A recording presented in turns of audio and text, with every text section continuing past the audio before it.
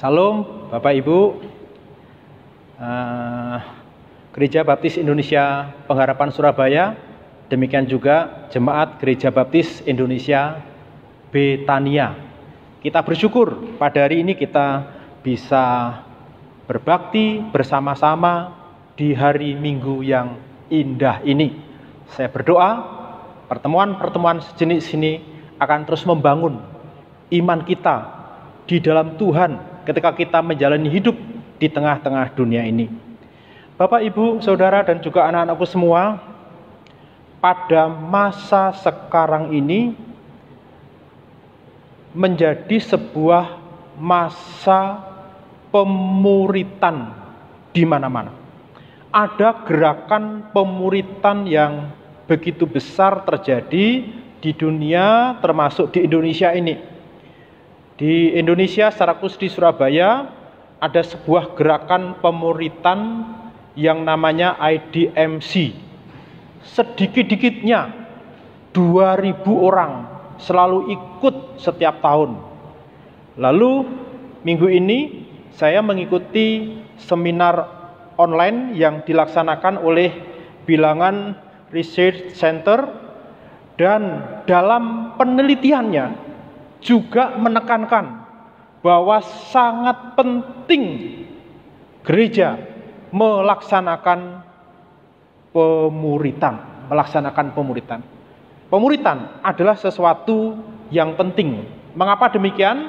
Di dalam Amanat Agung Matius pasal 28 ayat 19 sampai 20, di sana ada perintah utama. Waktu kita belajar Ground Zero, ada Amanat Agung 1, 2, 3. Satu perintah, yaitu jadikan semua bangsa muridku. Ada dua keyakinan, yaitu kuasa mutlak yang memerintah kepada kita, dan juga janji penyertaan Tuhan senantiasa. Lalu ada 3 tahap. Tahapannya adalah pergi, baptis, ajar. Nah, itu adalah sebuah bagian dari pemuritan. Secara khusus kita Gereja Baptis Indonesia Pengharapan mengucap syukur sebelum pandemi COVID-19 ini, kita sebagai gereja telah sepakat merubah sistem manajemen pelayanan gereja kita menjadi gereja sederhana, yang di dalamnya hanya ada 3 pergerakan. 3 pergerakan itu Bapak Ibu bisa baca yang ada di background sana, yaitu pergerakan yang pertama adalah penyembahan melalui kebaktian. Dari sana digerakkan ke dalam pemuritan melalui sekolah minggu. Lalu orang-orang yang dewasa dalam sekolah minggu akan masuk ke dalam kelompok pelayanan, baik pelayanan yang ada di gereja maupun pelayanan di dunia ini. Jadi pemuritan menjadi sebuah motor bagi gereja, bagaimana supaya gereja ini memiliki dinamika yang hebat, secara khusus dinamika dalam pemberitaan Injil. Teks firman Tuhan yang sudah kita baca tadi, yaitu yang terdapat di dalam 2 Timotius pasal 2 ayat 1 sampai ayat yang ke-13.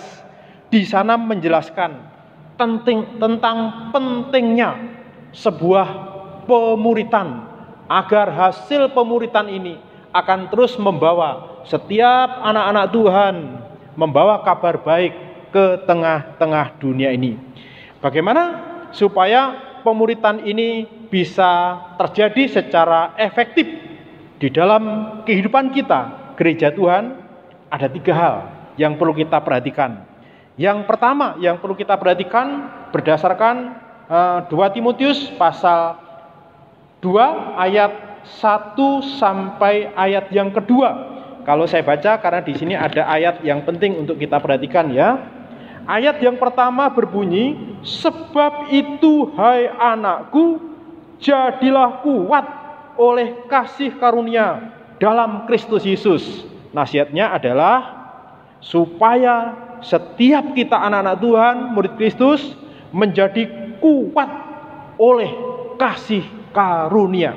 Bagaimana supaya kita menjadi kuat? Ayat yang kedua. Coba ayat yang kedua kita baca bersama-sama. Karena ini ayat yang penting, bahkan ayat yang perlu kita hafalkan bersama-sama. Silakan membuka di dalam Alkitabnya masing-masing atau bisa mengikuti di tampilan ini.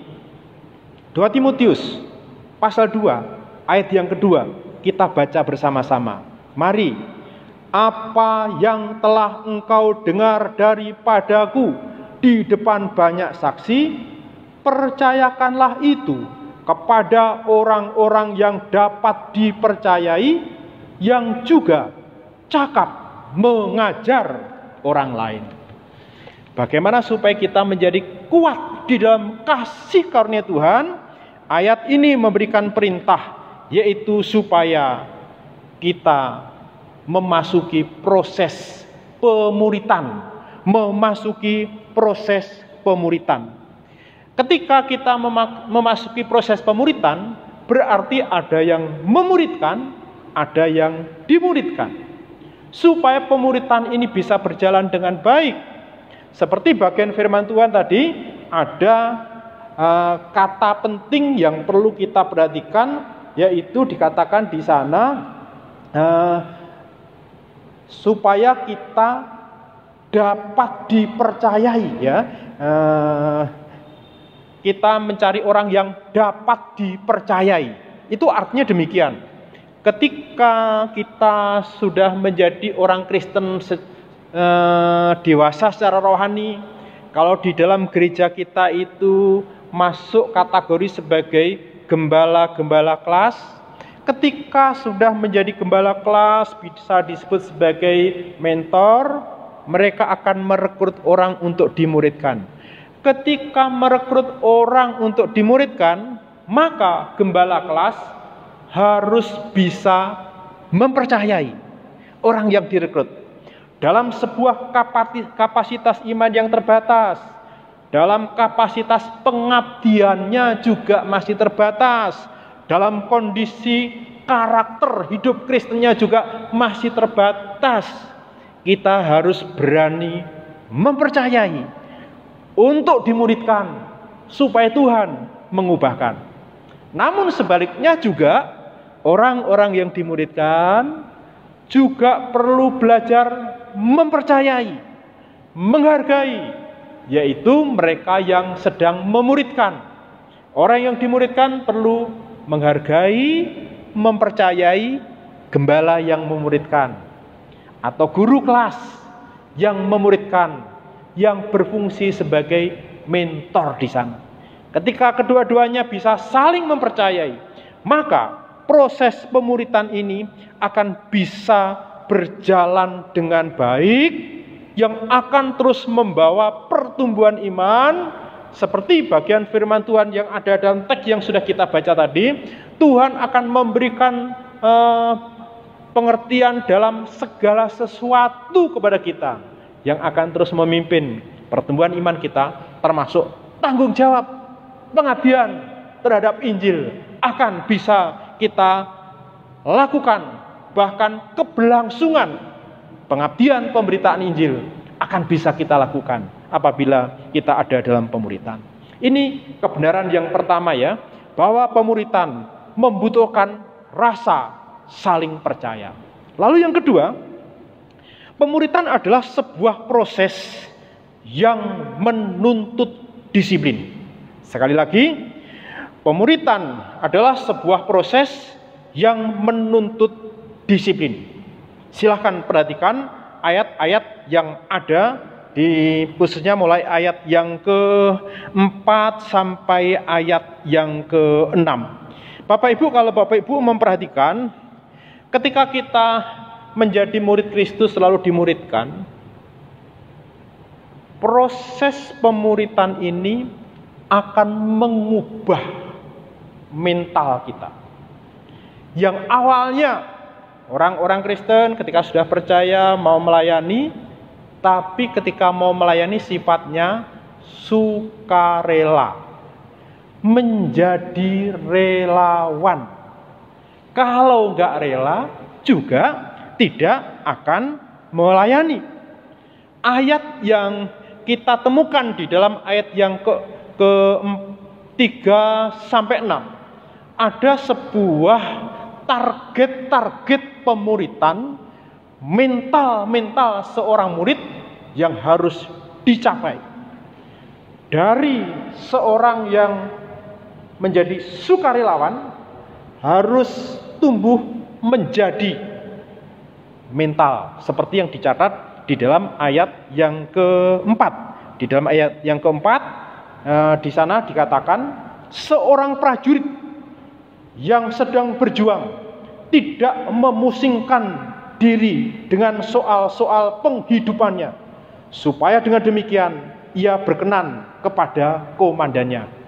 Jadi ayat ini berbicara ketika kita dimuridkan, ini bukan hanya sekedar analogi, tetapi di dalamnya menjelaskan tentang mental, tentang karakter sebagai seorang prajurit, sebagai seorang laskar yang hanya berkata siap kepada komandannya tanpa memusingkan apa yang menjadi keperluan-keperluan dirinya. Nah, ini adalah mental seorang murid, yaitu bermental laskar Kristus. Perlu kita bangun di sini. Lalu berikutnya adalah mental olahragawan. Ketika seorang olahragawan memasuki arena pertandingan, maka dia akan bertanding sedemikian rupa dengan mengikuti peraturan-peraturan, hidup dalam ketaatan, supaya pada akhirnya dia bisa menjadi seorang pemenang yang layak untuk menerima hadiah-hadiah. Lalu berikutnya dianalogikan sebagai seorang petani dan mental yang rela menabur dengan jerih lelah, yang dengan berpengharapan untuk menuai ini juga harus kita bangun di dalam kehidupan ini, agar supaya kita bisa tumbuh menjadi pribadi murid yang produktif. Jadi Bapak Ibu, ketika kita memperhatikan bagian-bagian firman Tuhan ini, ketika kita merenungkan kehidupan ini, sesungguhnya ada sebuah proses yang harus kita tempuh sebagai murid Yesus agar kita bisa menjadi murid yang memiliki mental seorang laskar yang berani taat kepada komandan Kristus Yesus untuk melaksanakan tugas-tugas termasuk amanat yang daripadanya. Jadi ketika kita melakukan perkara-perkara ini, maka Injil akan terus diwartakan oleh seorang laskar, seorang olahragawan tersebut, ya. Lalu yang terakhir adalah pemuritan yang berhasil akan selalu menuntut pengorbanan. Jadi proses pemuritan yang akan membawa hasil murid yang bermental laskar, prajurit, dan lain tadi selalu menuntut pengorbanan.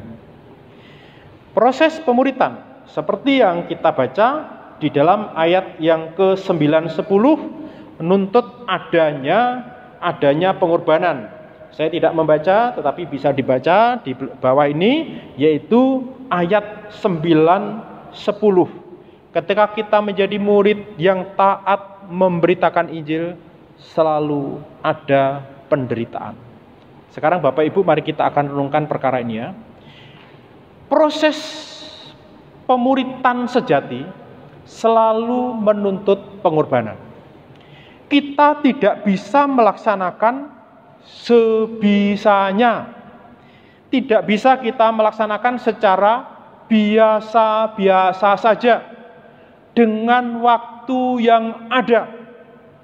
Ketika kita melaksanakan pemuritan dengan kondisi seperti ini, maka pemuritan tidak akan jalan.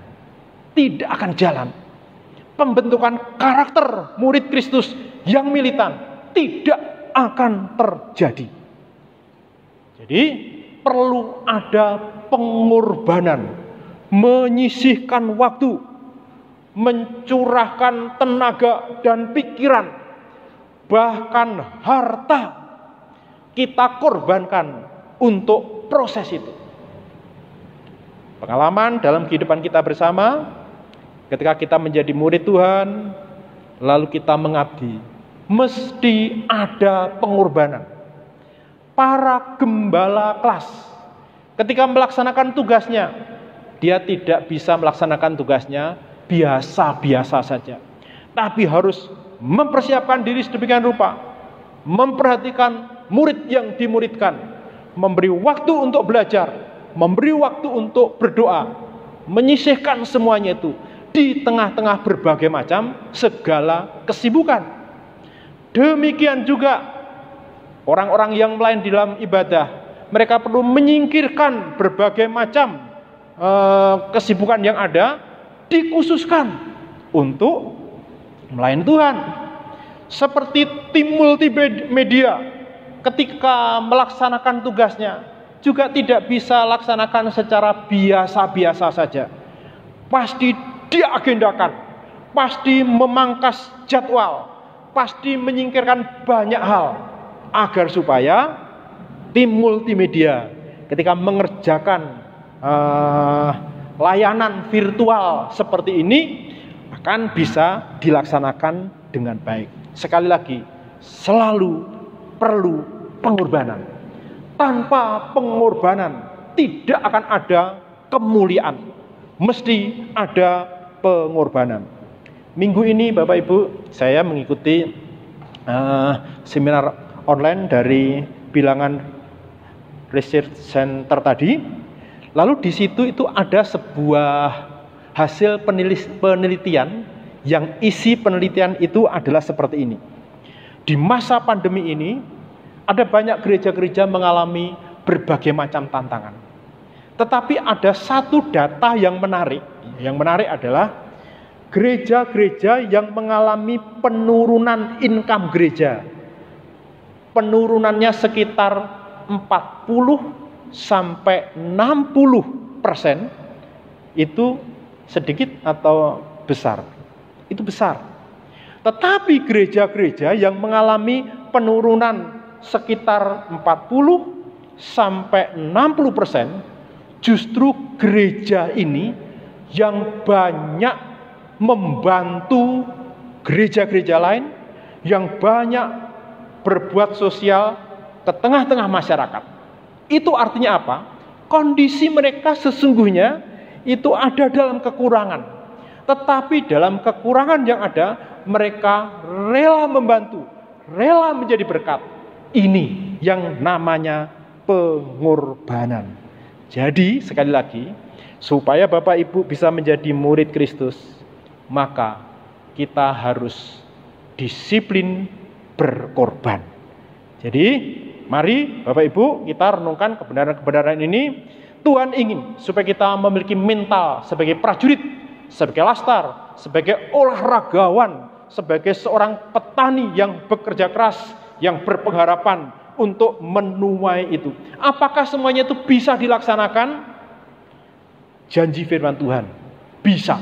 Di dalam 1 Timotius pasal 1 ayat yang ke-7 dikatakan di sana mengenai janji bahwa murid yang dimuridkan itu pasti mengalami pertumbuhan, tumbuh dalam karakter seperti yang diharapkan oleh Tuhan, karena di sana ada ayat yang berbunyi demikian. Sebab Allah memberikan kepada kita bukan roh ketakutan, melainkan roh yang membangkitkan kekuatan, kasih, dan ketertiban. Jadi anugerah Allah ini menjadi kekuatan dari dalam kehidupan kita, supaya kita bisa tumbuh menjadi murid yang akhirnya kita bisa menjadi garam terang di tengah-tengah dunia ini. Sekarang di ujung penyampaian firman Tuhan ini, yaitu sebagai tantangan untuk Gereja Baptis Indonesia Pengharapan Surabaya khususnya, tetapi juga untuk anggota Gereja Baptis Indonesia Betania. Dalam uraian firman Tuhan tadi ada hal yang penting. Bagaimana kita bisa masuk dalam proses itu, tantangannya ada 3. 1, setiap anggota gereja harus masuk dalam kelompok pemuritan di sekolah minggu. Kalau belum masuk, silahkan masuk ke dalam kelompok-kelompok sekolah minggu sesuai dengan golongan umur saudara. Ini yang pertama. Lalu yang kedua, setiap anggota gereja harus bertanggung jawab 1 pelayanan sesuai dengan sip saudara, sesuai dengan karunia rohani, niat hati, kemampuan, dan lain-lain ya. 1 saja ditekuni. Lalu yang terakhir, yang tidak bisa dipisahkan, karena setiap murid Kristus dipanggil untuk menjadi saksi, maka setiap saudara harus menyambut panggilan ini untuk menjadi saksi, menjadi garam dan terang, menjadi pemberita Injil sebagaimana yang diharapkan oleh Tuhan. Semuanya ini akan terjadi dalam kehidupan kita ketika kita terus memberi diri dimuridkan untuk merubah mental sukarelawan menjadi mental patriot, prajurit, mental laskar Kristus. Tuhan memberkati. Kita berdoa. Bapa dalam surga, kami bersyukur untuk setiap firman-Mu yang sudah kami dengar pada hari ini. Panggilan-Mu adalah supaya kami menjadi murid, supaya kami memiliki mental sebagai patriot Kristus yang akan taat, yang akan terus mengerjakan apa yang Engkau kehendaki, sehingga kami akan menjadi murid yang berbuah sesuai dengan kehendak-Mu. Terima kasih Tuhan, meteraikan setiap firman-Mu di dalam hati seluruh jemaat-Mu ini. Di dalam nama Tuhan Yesus kami berdoa. Amin.